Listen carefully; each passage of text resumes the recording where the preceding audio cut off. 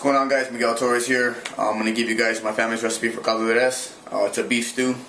Basically, I've been eating this ever since I was like 2 years old. It's probably one of my favorite dishes in the world, and I'm going to show you guys how we make it.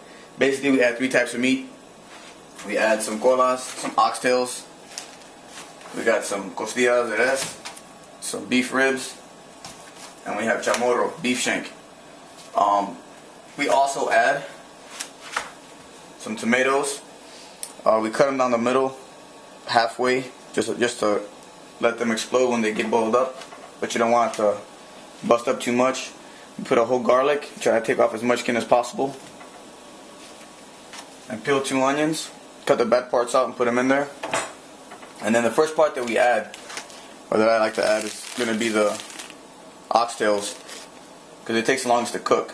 It takes about 45 minutes to an hour depending on how big they are.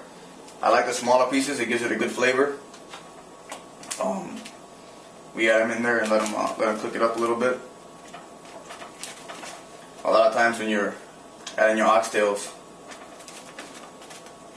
I put the small ones so they cook faster. So I'm very impatient and I want to eat. On the other side, okay guys, normally when you make caldo de res, you gotta make Mexican rice, because we're gonna eat this with rice. We're gonna put rice in the bowl. So how we make our Mexican rice, we put some oil in a frying pan and we heat it up. We brown a cup of rice, but before we do that, we gotta make our special ingredient that we put in there, our sauce. We put a whole tomato, a medium-sized tomato, cut up, put it in the blender, half an onion, some tomato bouillon, and half a cup of Hunt's tomato sauce, and 2 cloves of garlic. We put it on the blender. We blend it up.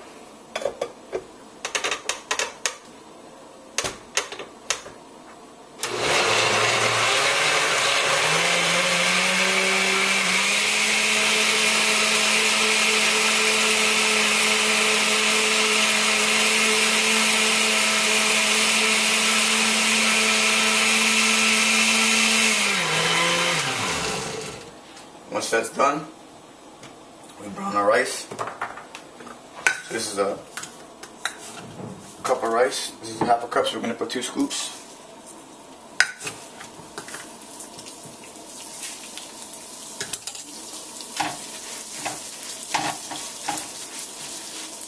Not the healthiest way to eat rice, but very tasty.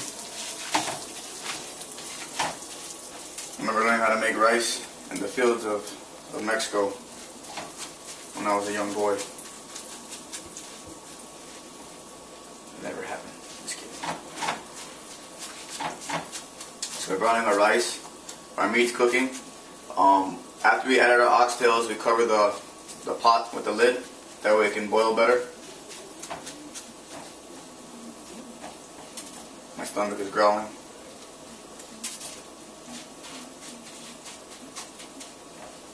Once we brown the rice and we add our sauce, we wait for it to boil. Once it comes to a boil, we put it to simmer and we cover it.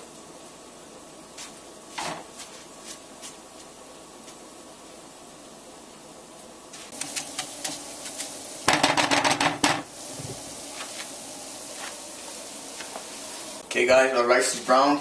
It took about 3 or 4 minutes to brown the rice, just the way I like it. The rice is nice and brown now. We're going to add our sauce. When we add our sauce, like when you're blending it up, the tomato bouillon, you add to your taste. It could be anywhere from 2 to 6 teaspoons, depending on what you like. And when we added our ingredients, we want to make sure we fill it up the blender halfway with water.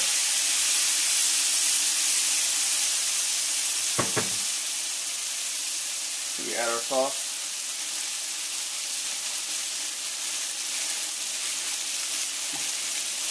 Mix it up a little bit.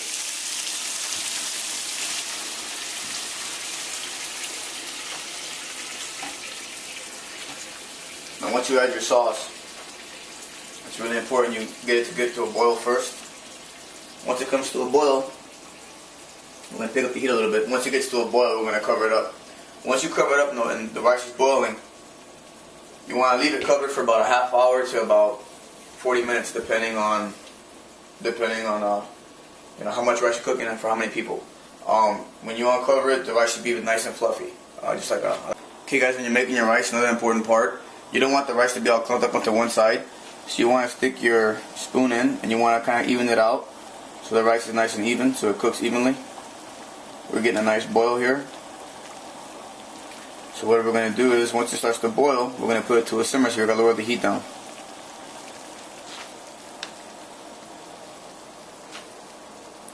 Put it to a nice medium heat, nice simmer.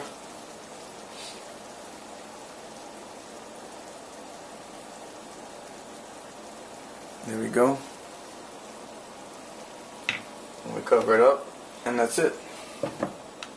That's it for our rice. Now we'll leave it there for about, like I said, a half hour to 40 minutes. Depending on how much rice you're cooking. We're only cooking 1 cup, so it should be about a half hour. Okay, we got 45 minutes passed. The oxtails are nice and soft. So now we're going to add our beef rib and our beef shank. I'm going to add 2 beets also. I peeled 2 beets. I'm going to add 2 beets just to give it a flavor and a color. I think the beet gives it a real nice sweet flavor. We're going to add some water.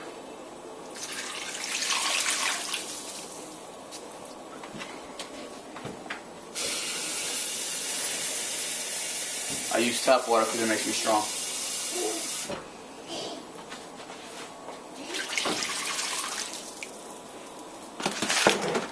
And we're going to put 3 cans of tomato sauce.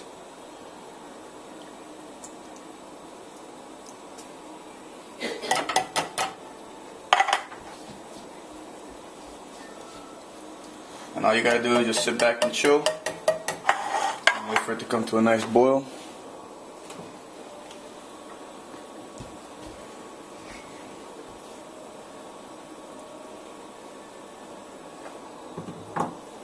And that's it. I just gotta wait another 45 minutes to an hour, and then we're gonna let this boil up, so we're gonna cover it up again.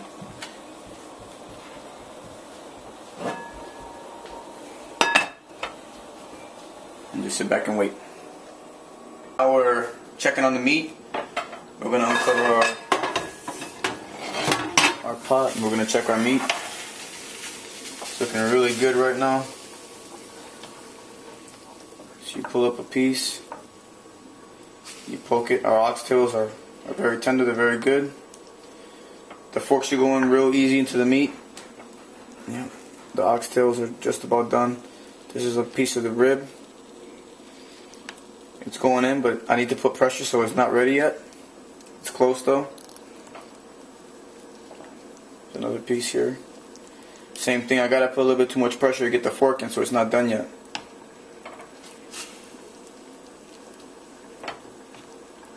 Yeah, it's not done yet. So, we're halfway there with the meat, but now we're gonna add our potatoes and our corn. I like the potatoes to be whole. My mom cuts them in half so they cook faster, but I like the potatoes to be whole and I use red potatoes. I think they give it a better taste. So we add our corn.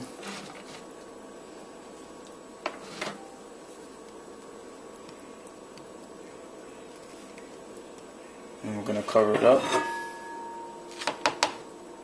Let this keep cooking. And we're going to check on our rice. Our rice is done. It just got finished.